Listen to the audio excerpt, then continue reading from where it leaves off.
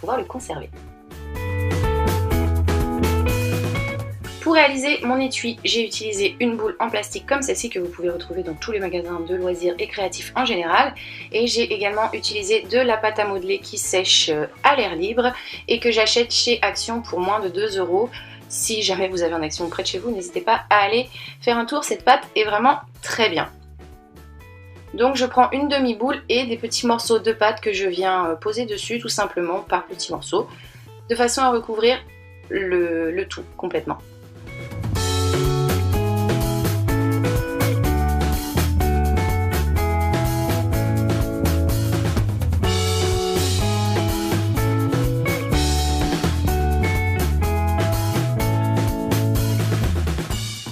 Une fois que j'ai recouvert le tout avec mes doigts, je vais venir essayer d'estomper les petits raccords de pâte, donc tout ce qui a laissé des petites traces. Par contre, je n'essaie pas de lisser toute la matière puisqu'un citron n'est pas lisse à la base. Donc les petits trous, les petites bosses, on s'en fiche, c'est juste les petits raccords qu'il faut essayer d'estomper légèrement. Quand c'est fait, je prends une boule que je viens poser sur le dessus et que je viens écraser avec mes doigts de façon à réaliser la petite pointe qui se trouve à l'extrémité de mon citron. Donc là pareil, pas besoin d'être un super artiste, hein. Si c'est pas net, au contraire, ça fera plus naturel.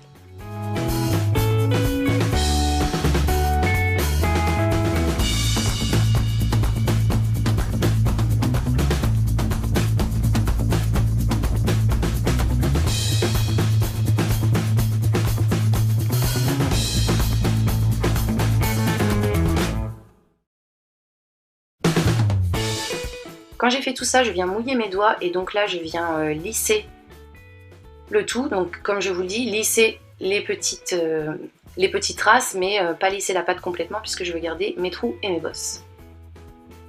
Donc je ne sais pas si toutes les pâtes qui sèchent à l'air libre se travaillent à l'eau. Celle-ci en tout cas oui, donc il suffit comme je vous l'ai dit de se mouiller légèrement les doigts et vous verrez que ça se travaille super bien.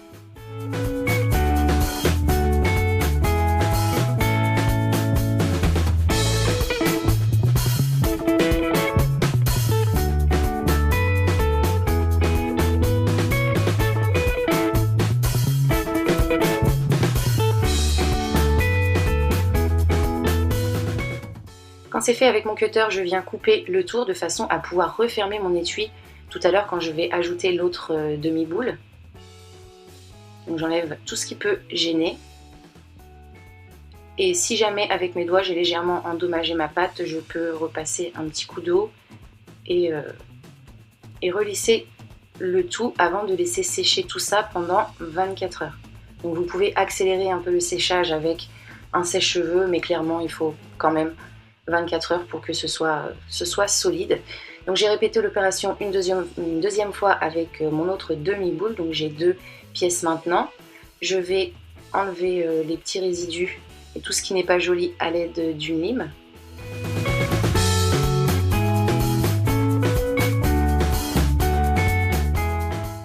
Je passe ensuite à la peinture, donc j'utilise un jaune et j'ai fait 3 couches pour que ça ressorte vraiment bien. Donc pour que ça aille plus vite, entre chaque couche, vous pouvez utiliser le sèche-cheveux et ça fonctionne très bien. Ensuite, je peins le tout en blanc à l'intérieur.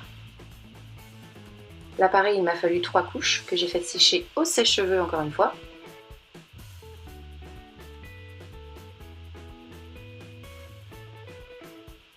Donc j'ai peint ça et également mes petits contours.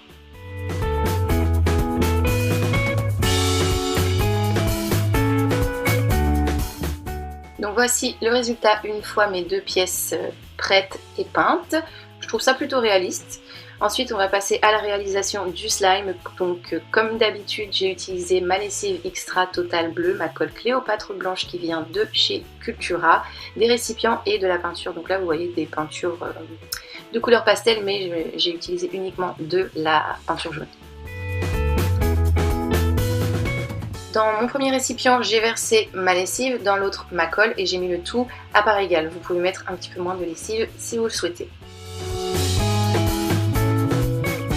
Je verse dans un récipient ma colle, ensuite ma lessive et je mélange le tout à l'aide d'une cuillère.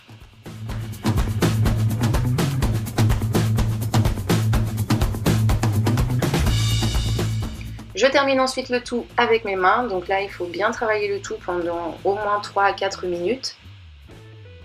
Donc si au début l'aspect n'est pas terrible, ne vous inquiétez pas, à force de patience, vous aurez une jolie pâte.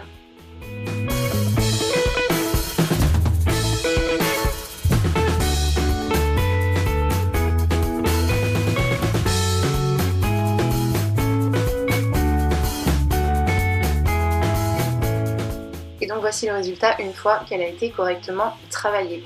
Donc ensuite, sur les conseils d'une personne qui m'a laissé un commentaire, j'ai ajouté de la mousse à raser de couleur blanche pour rendre ma pâte un petit peu plus fluffy. Donc là c'est complètement facultatif, mais moi je l'ai fait premièrement pour essayer et pour atténuer un petit peu la couleur bleue de ma pâte, puisque je vais ajouter du jaune et je ne voudrais pas me retrouver avec une couleur verte. Donc du coup ça a bien fonctionné, j'adore la texture, merci du conseil. Et en plus de ça, ça a atténué également le bleu de ma pâte, donc c'est vraiment parfait.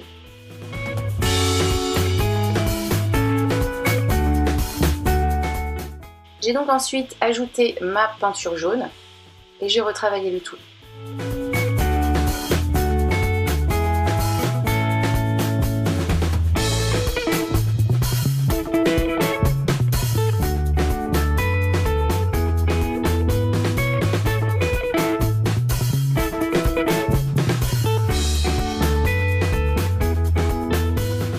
Et donc voilà notre slime qui est maintenant terminé.